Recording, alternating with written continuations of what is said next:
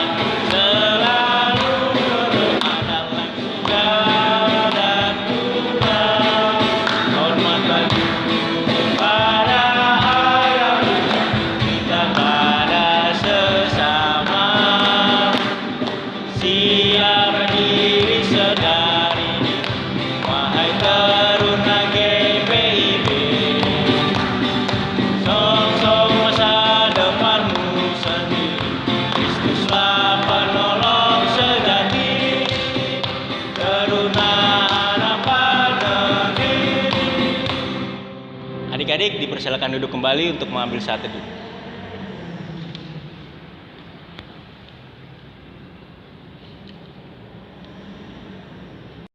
Adik-adik, kita akan memasuki ibadah dan menghadap Tuhan.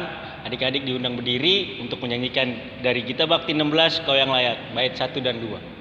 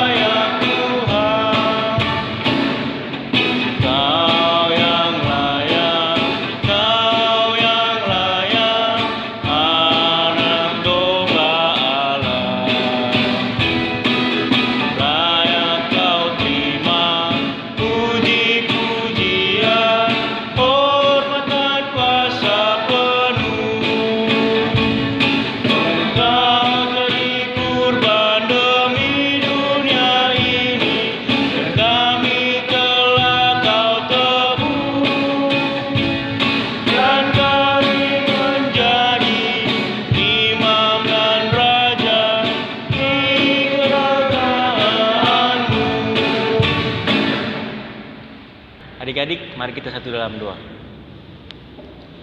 Tuhan yang bertata dalam kerajaan sorga, terima kasih Tuhan di pagi yang indah ini, Tuhan sudah mau hadir di ibadah kami ini. Walaupun kami ibadah di rumah kami masing-masing, tapi kami yakin dan percaya, kami selalu semangat dalam mengikuti ibadah PTK. Tutup bungkus ibadah kami ini dari awal, pertengahan hingga akhir. Terima kasih Tuhan, amin. Adik-adik dipersilakan untuk duduk. Kita akan membacakan Mazmur kita dari Mazmur 81 ayat yang kedua sampai yang ke-8. Kalimat yang tercetak keluar dibacakan oleh kakak sendiri dan yang tercetak ke dalam dibacakan oleh rekan-rekan Teruna. Bersorak-soraklah bagi Allah kekuatan kita. Bersorak-soraklah bagi Allah. Angkatlah lagu, bunyikanlah lebana. Cabai yang merdu diiringi gamelan. Tiuplah sangkakala pada bulan baru. Pada bulan purnama pada hari raya kita. Sebab hal itu adalah suatu ketetapan bagi Israel. Suatu hukum dari Allah yang Sebagai suatu pengingatan bagi Yusuf ditetapkannya hal itu. pada waktu yang berjumpa makanan Mesir. Aku mengenal bahasa yang tidak terkenal. Aku telah mengangkat beban dari bahunya. Tangannya telah lepas dari kerajaan itu.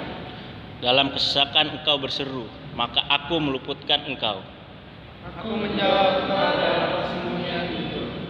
Aku telah memuji engkau dalam kerinduan. Adik-adik, kita akan meresponi Mazmur kita dari pelengkap Kidung Jemaat 14, angkatlah hatimu pada Tuhan.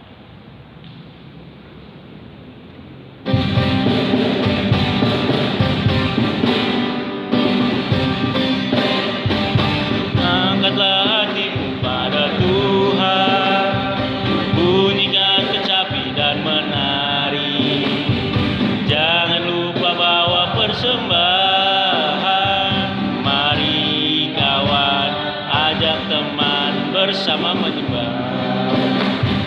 Sorak-sorak sorak haleluya. Mari mari mari nyanyilah. Pujilah Tuhan yang Maha Kudus. Mari kawan, ajak teman bernyanyilah terus. Kita akan persiapkan Alkitab kita yang terambil dari Kejadian pasal yang ke-31, ayatnya yang ke-43 sampai ayatnya yang ke-50. Sebelumnya, mari kita satu dalam doa. Selamat pagi Tuhan, terima kasih atas berkat-Mu yang indah ini di pagi ini Tuhan. Tuhan, sebentar lagi kami ingin membaca dan merenungkan firman-Mu. Biarlah firman-Mu bisa menjadi pelita bagi kehidupan kami, dan kami bisa menjadi pelaku firman-Mu di dalam kehidupan kami hari lepas hari Tuhan. Curahkan Roh Kudus-Mu dan persiapkan hati kami. Dalam nama Tuhan Yesus kami mengucap syukur. Haleluya. Amin. Kak Jimmy undang untuk berdiri dan kita akan membaca Alkitab kita. Angka yang bernomor ganjil dibaca oleh Kak Jimmy dan angka yang bernomor genap dibaca oleh adik-adik sekalian. Lalu Laban menjawab Yakub, perempuan-perempuan ini anakku, dan anak-anak lelaki ini cucuku, dan ternak ini ternakku. Bahkan segala yang kau lihat di sini adalah milikku. Jadi, apakah yang dapat kuperbuat sekarang kepada anak-anakku ini, atau kepada anak-anak yang dilahirkan mereka? Maka sekarang marilah kita mengikat perjanjian, aku dan engkau, supaya itu menjadi saksian antara aku dan engkau. Kemudian Yakub mengambil sebuah batu dan didirikannya menjadi tugu.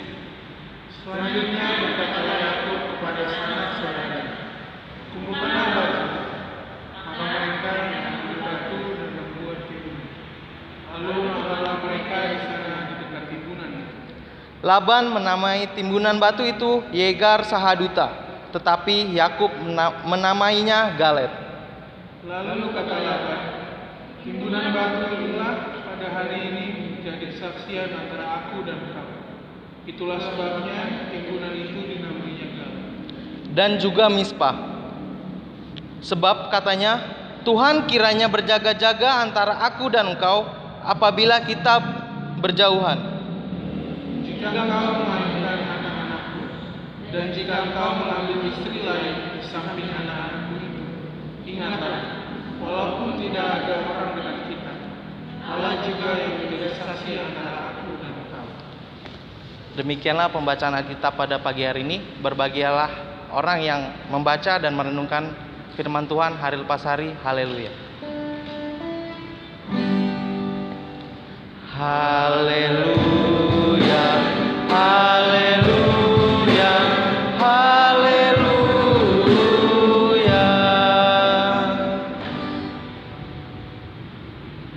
Adik-adik, keluarga sangat penting di dalam kehidupan kita hari lepas hari. Seperti adik-adik bersama keluarga, mama, papa. Mama, papa kita rasakan sangat penting bagi kehidupan kita, bagi kehidupan adik-adik sekalian. Nah, begitu juga dengan mama dan papa adik-adik. Mereka menganggap adik-adik itu sangat penting. Nah, sama seperti Laban dengan Yakub. Bagaimana Yakub menganggap Laban sangat penting? Karena Laban menerima Yakub yang datang jauh-jauh. Dan begitu juga Yakub sangat menganggap Laban sangat penting.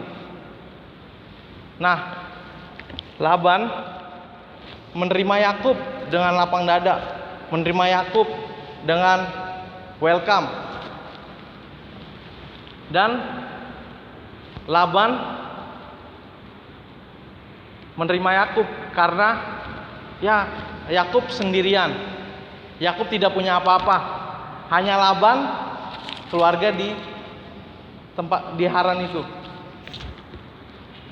Nah, kenapa Kadimi bilang keluarga itu sangat penting? Sama seperti Laban dengan Yakub. Karena keluarga itu menjadi tempat berlindung, menjadi tempatnya kita pulang. Nah, dan keluarga juga memberikan rasa cinta kasih di kehidupan kita hari lepas harinya. Seperti mama mencintai kita, papa mencintai kita mencintai papa, mama, bahkan keluarga yang ada di rumah.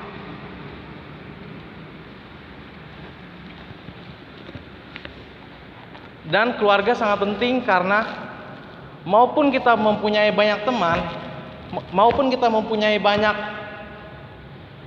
apapun, tapi keluarga menjadi satu-satunya keluarga yang saat kita kesusahan. Mereka menerima kita saat kita kesusahan. Nah, adik-adik, saat di rumah, adik-adik itu kan tinggal sama mama, sama papa, sama tante, sama om, bahkan sama oma opa. Apakah adik-adik juga membantu kegiatan di rumah seperti cuci piring, seperti ngepel, seperti nyapu? Nah, kita harus melihat Yakub saat tinggal di rumah Laban. Bagaimana Yakub tetap membantu Laban di ternaknya selama 20 tahun. Yakub tidak bermalas-malasan. Walaupun Laban omnya, walaupun Laban keluarganya Yakub, tapi Yakub tetap membantu. Dia merasa ini loh timbal balik yang dilakukan Yakub kepada Laban.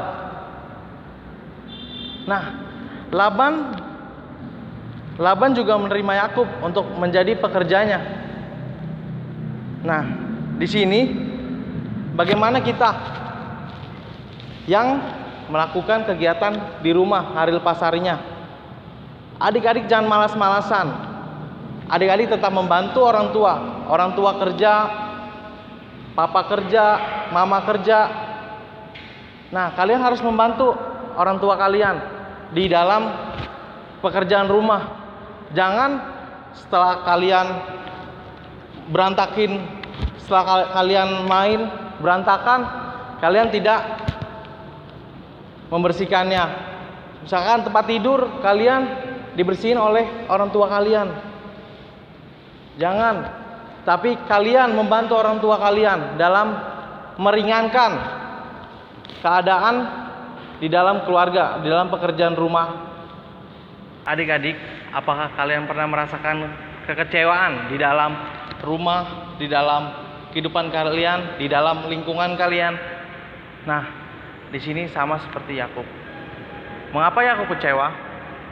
Karena anak-anak dari Laban marah dan iri kepada Yakub karena keberhasilannya Yakub setelah bekerja selama 20 tahun di Laban. Bahkan sifat Laban sudah mulai berbeda kepada Yakub.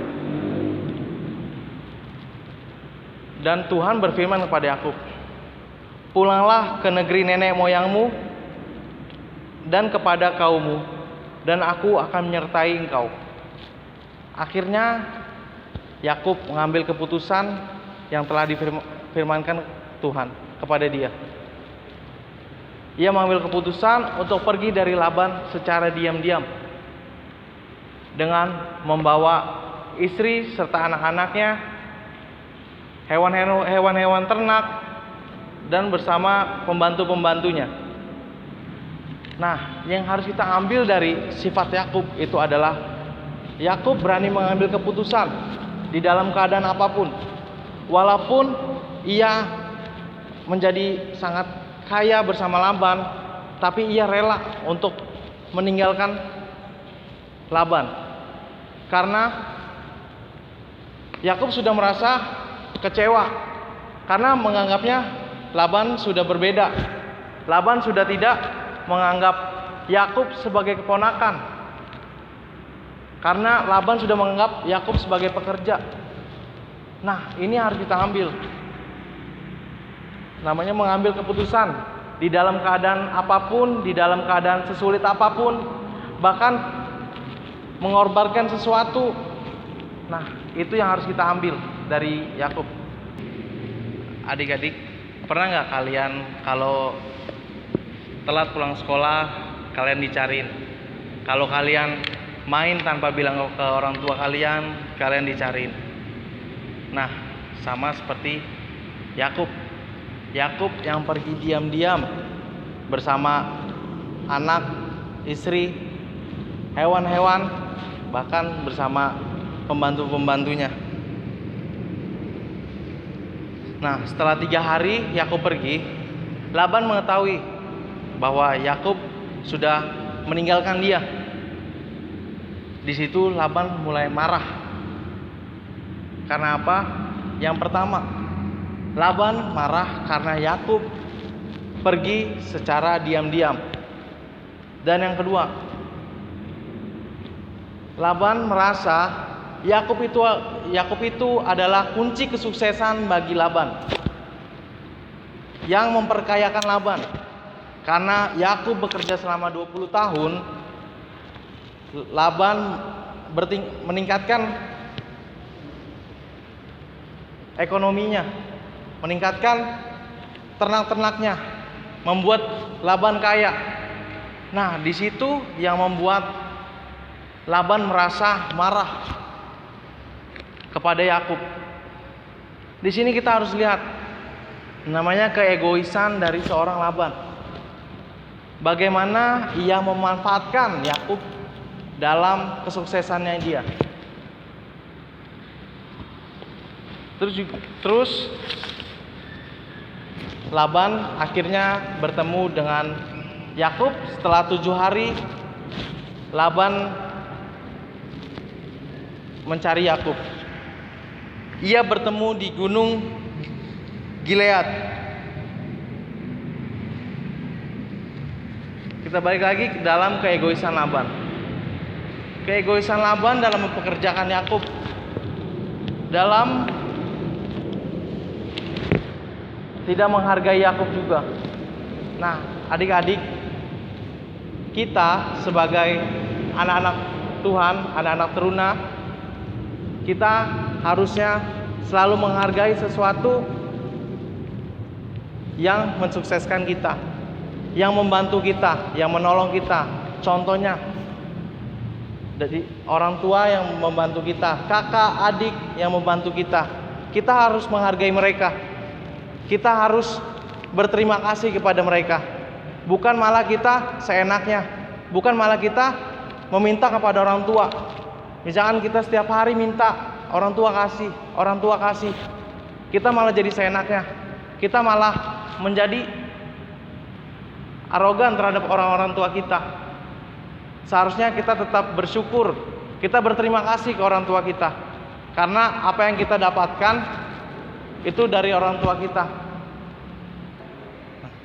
Setelah Laban bertemu dengan Yakub, Laban tetap menonjolkan sikap keegoisan dan sikap kesombongan Laban.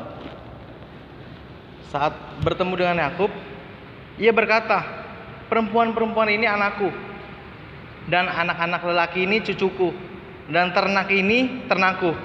Bahkan segala yang kau lihat di sini adalah milikku." Laban menganggap semua yang dimiliki Yakub itu adalah kepunyaan dari Laban.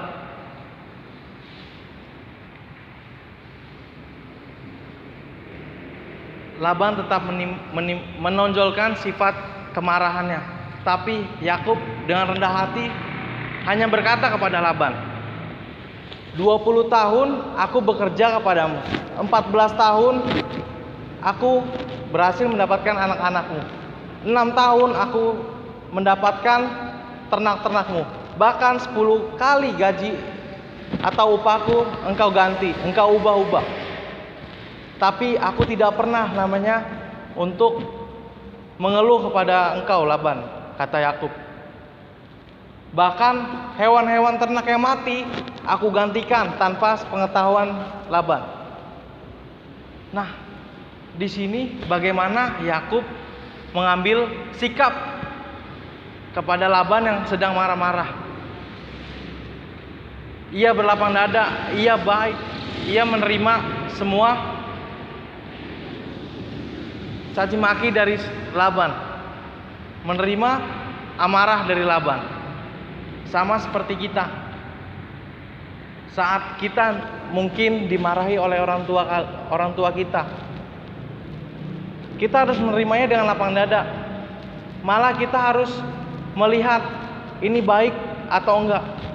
Mungkin kita memikirnya kita selalu benar, mungkin kita mikirnya orang tua kita yang salah. Tapi orang tua kalian saat memarahi kalian itu akan menumbuhkan jati diri kalian, sifat kalian. Nah, adik-adik, biasanya orang tua kita, om kita, biasanya kalau di rumah itu lebih dominan untuk mengingatkan kita. Nah, di ayat ini yang sudah kita baca, kalau kita lihat, Laban sangat mendominasi percakapan dengan Yakub. Laban sangat banyak berbicara pada Yakub, sedangkan Yakub ya, mungkin sedikit-sedikit. Nah, di sini kita harus lihat tetap keegoisan dari seorang Laban. Ia terus mendominasi. Ia terus berpikiran kalau dia itu sebagai bosnya dari Yakub. Yakub itu hanya sebagai pekerja, sehingga ia tetap mendominasi. Dan akhirnya Laban dan Yakub membuat perjanjian dan menamainya itu Yegar Sahaduta. Yegar Sahaduta yang artinya timbunan batu yang menjadi saksi. Itu yang dinamai oleh Laban. Sedangkan oleh Yakub itu Galet atau Mispa. Tuhan kiranya berjaga-jaga atau menjadi saksi di antara kita. Nah, batu itu sebagai tanda perjanjian antara Yakub dengan Laban. Nah, di perjanjian itu juga Laban tetap melihatkan keegoisan dia. Ada dua isi perjanjian di dalam perjanjian itu. Yang pertama, Yakub tidak boleh menikah. Yang berarti itu hanya untuk Yakub, tidak untuk Laban. Dan yang kedua, di antara Yakub dan Laban tidak boleh menyeberang dengan niat jahat. Nah, di sini kita lihat isi perjanjiannya, 2 untuk Yakub, 1 untuk Laban. Kadang-kadang sama seperti di sekolah. Kalau kita sering ospek, kakak kelas selalu benar. Yang kedua, kalau kakak kelas salah, balik ke pasal 1. Nah, bagi Yakub, tugu perjanjian itu lebih dari sekedar tanda perjanjian antara Laban dengan Yakub. Tugu perjanjian itu melambangkan awal kehidupan yang baru bagi seorang Yakub. Karena dulunya ia seorang pelarian yang miskin, ia bisa menjadi orang yang sukses dan kaya karena kesabaran dari seorang Yakub dan tentunya pertolongan Tuhan kepada Yakub. Yang kedua, Yakub dulunya sendiri, sekarang ia memiliki keluarga, memiliki hewan dan ternak, bahkan ia kembali ke kampungnya. Yakub yang dulu bekerja kepada Laban, ia sekarang mendapatkan kebebasan. Nah, dengan pertolongan Tuhan, Yakub selamat dari rencana jahat Laban. Tuhan selalu memperhatikan segala jerih payah dan kesengsaraan Yakub. 10 kali upahnya digaji. Ia tidak dihargai oleh Laban. Laban hanya menganggap dia sebagai pekerja. Tuhan selalu memperhatikan itu, segala jerih payah, segala kesengsaraan yang dirasakan oleh Yakub. Pekerjaan Tuhan sangat nyata kepada Yakub, sehingga ia dapat menikmati hasilnya. Ia menjadi kaya, ia mempunyai banyak ternak, ia mempunyai keluarga. Nah, di sini juga Yakub berkomitmen untuk saling mengasihi, penuh kasih di dalam kekeluargaan, di dalam hubungan antara satu sama lain, yaitu kita harus saling mengasihi satu sama lain. Dan batas untuk tidak berbuat jahat, yang berarti kedamaian setelah tugu itu dibuat. Tanpa ada pikiran jahat, kita harus tetap damai saat kita saling melewati tugu itu. Nah, adik-adik, apapun keadaan kita, Tuhan tetap bekerja kepada kita. Walaupun kita tidak melihat, kita tidak merasakan, bahkan kita tidak mengerti yang Tuhan kerjakan untuk kita. Tuhan tetap menyertakan pertolongan kepada diri kita, dari keluarga kita, bahkan dari keadaan di dunia ini. Seperti sekarang, kita tetap diberi kekuatan, diberi kesehatan saat keadaan COVID-19 ini. Kita masih dengan keadaan sehat, kita masih bisa beribadah di rumah. Itu salah satu pertolongan Tuhan kepada kalian, kepada keluarga kalian. Seharusnya kita harus bersyukur kepada Allah karena memberikan kebebasan. Kita juga harus berbuat baik walaupun kita dijahati. Kita juga dibebaskan oleh segala dosa. Walaupun orang menjahati kita, mengkhianati kita, membuat tidak menghargai kita, tapi kita tetap berlaku baik kepada mereka. Kita tidak pandang apapun. Walaupun dia jahat, kita harus tetap berlaku baik. Dan kita harus tampil sebagai anak yang baik. Mulai dari sikap kita di dalam keluarga, di dalam rumah, bahkan di dalam sekolah maupun di dalam lingkungan sekitar kita. Kita harus berbuat baik, kita harus saling mengasihi. Jadi Tuhan selalu menolong kalian, Tuhan selalu menyertai kalian. Jadi kalian jangan pernah takut, kalian jangan pernah merasa kecewa, jangan pernah merasa kesusahan, karena ada Tuhan di dalam diri kalian dan di dalam hati kalian. Amin. Kita akan meresponi firman Tuhan dari Gita Bakti 242, Oh Kasih Allah yang Besar.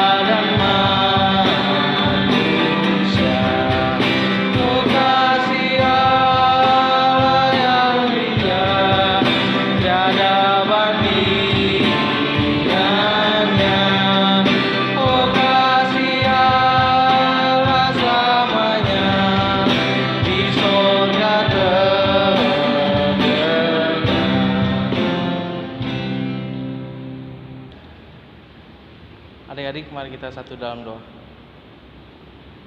Tuhan, terima kasih atas berkat-Mu di pagi yang indah hari ini Tuhan. Kami sudah membaca dan merenungkan firman-Mu Tuhan.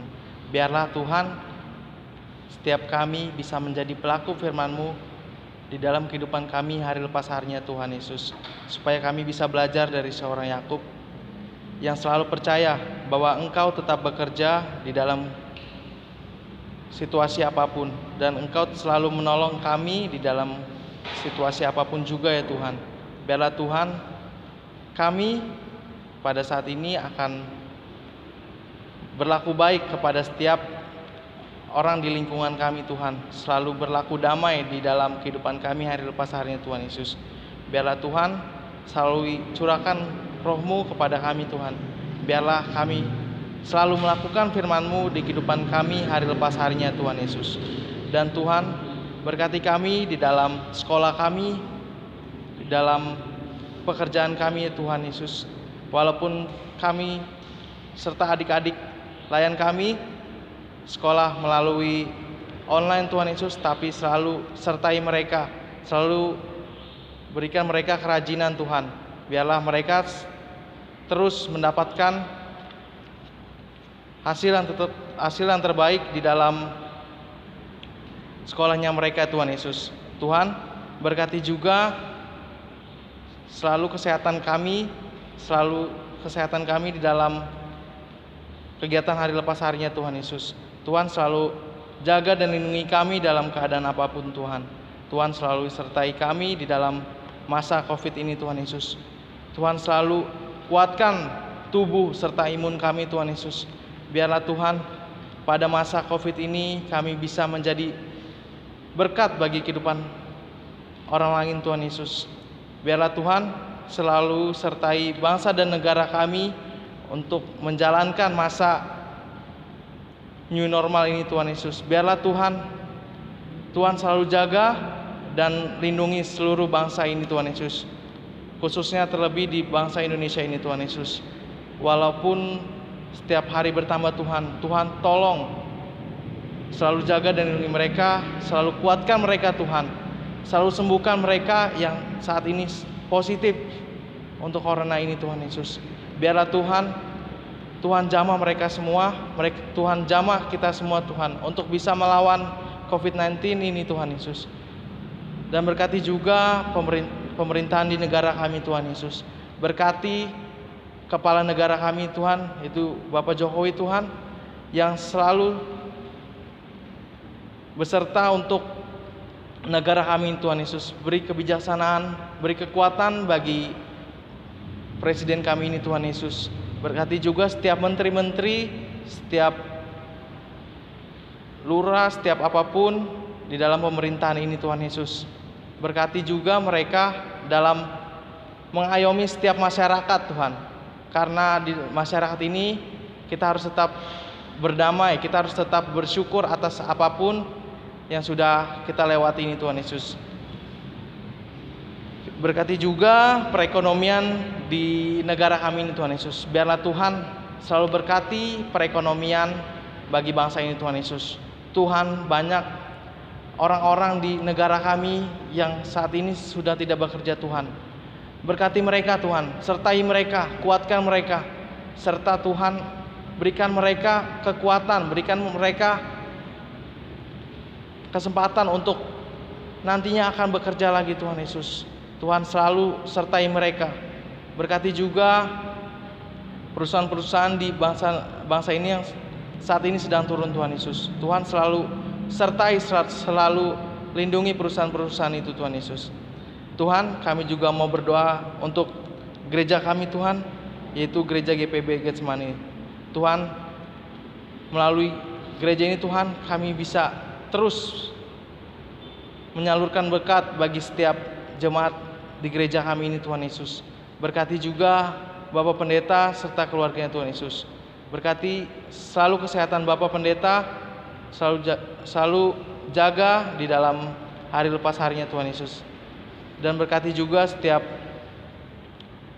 majelis di jemaat GPIB Getsemani Tuhan Yesus. Biarlah Tuhan selalu sertai mereka di dalam pelayanan mereka. Berkati juga Kenempelkat di GPB Getsemani Tuhan Yesus, mulai dari PA sampai dengan PKL Tuhan. Tuhan selalu sertai mereka di dalam pelayanan mereka Tuhan, dan terlebih khususnya di persekutuan teruna ini Tuhan Yesus, bagaimana kami tetap untuk melayani dan menjadi pelaku firman-Mu Tuhan. Berkati juga setiap kakak-kakak layan di dalam pekerjaan maupun di dalam kegiatan sekolah Tuhan Yesus. Biarlah Tuhan selalu jaga dan lindungi kami. Berkati juga setiap jemaat di gereja kami ini Tuhan, yang saat ini sedang sakit. Tuhan sembuhkan, Tuhan urapi mereka Tuhan Yesus. Bahkan keluarga-keluarga yang saat ini sedang kesusahan Tuhan. Tuhan selalu memberi mereka kekuatan, kesabaran dalam keluarga-keluarga ini Tuhan Yesus. Berkati setiap jemaat GPB Getsemani dimanapun mereka berada Tuhan. Tuhan, inilah doa syukur kami yang kami naikkan hanya kepada nama-Mu Tuhan yang sudah mengajar kami berdoa.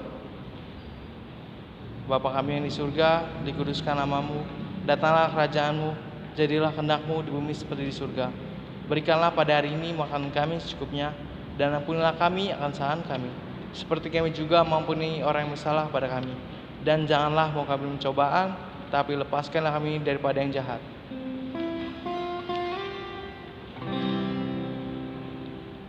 Karena Engkaulah yang mempunyai kerajaan dan kuasa dan kemuliaan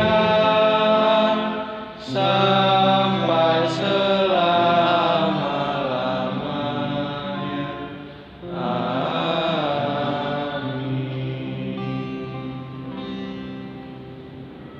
Marilah kita menyatakan syukur kita kepada Tuhan dengan memberikan persembahan kepadanya dengan Alkitab dalam Kolose 3 ayat yang ke-17. Dan segala sesuatu yang kamu lakukan dengan perkataanmu atau perbuatan, lakukanlah semua itu dalam nama Tuhan Yesus sambil mengucap syukur oleh Dia kepada Allah Bapa kita.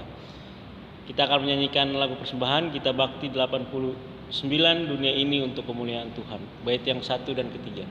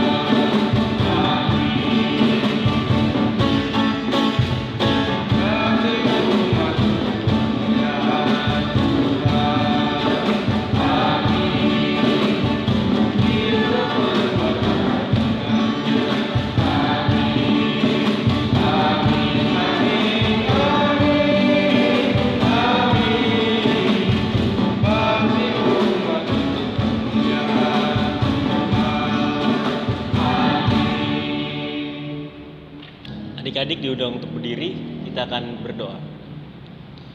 Terima kasih Tuhan, tadi kami sudah mendengar sedikit dari firman-Mu. Tuhan, kami juga sudah memberikan persembahan. Kiranya Tuhan mau memberi berkat untuk persembahan ini dan tangan yang memberi. Kiranya persembahan ini berguna untuk gereja dan persekutuan teruna. Terima kasih Tuhan, amin. Shalom, selamat pagi adik-adik. Kita akan memasuki aktivitas yang akan dijelaskan oleh Kak Loren. Oke, jadi aktivitas untuk hari Minggu kita akan membuat surat perjanjian, yaitu surat perjanjiannya terhadap diri kita untuk Tuhan. Contohnya, kakak bacain.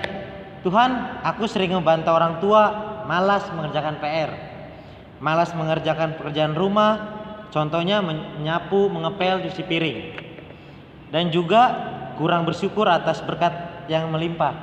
Tuhan, aku berjanji, aku mau mengerjakan PR, mengerjakan tugas rumah, dan tidak lagi ngebantah orang tua dan selalu bersyukur. Itu aktivitas untuk Minggu. Dan dibikin seperti ini. Bisa dilihat? Sudah? Jangan lupa untuk mengerjakan, selamat mengerjakan. Tuhan Yesus memberkati. Kita akan mengakhiri ibadah pada minggu pagi hari ini mengangkat pujian dari Kidung Jemaat 338. Marilah, marilah hai saudara, bait yang pertama dan bait yang kedua.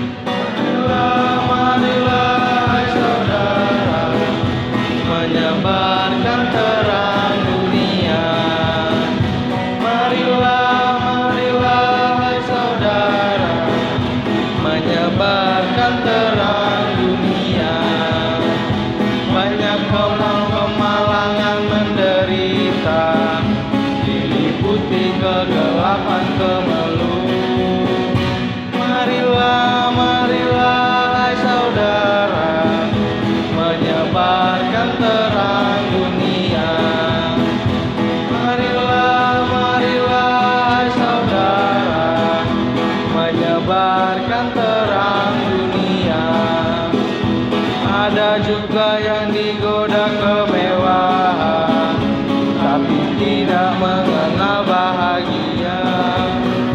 Marilah, marilah hai saudara, menebarkan terang dunia. Marilah, marilah hai saudara, menyebarkan terang dunia. Kita akan terima berkat dari Tuhan. Arahkanlah hati dan pikiranmu kepada Tuhan serta terimalah berkatnya. Tuhan memberkati engkau dan melindungi engkau. Tuhan menyinari engkau dengan wajahnya dan memberi engkau kasih karunia. Tuhan menghadapkan wajahnya kepadamu dan memberi engkau damai sejahtera.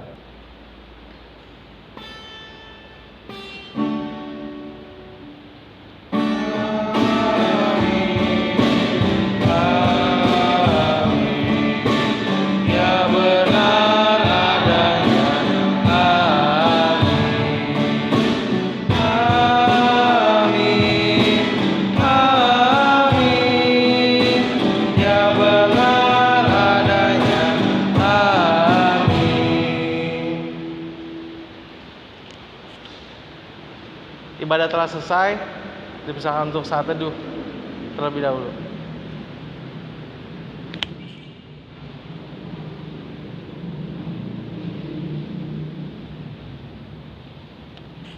Selamat hari Minggu, Tuhan Yesus memberkati. Selamat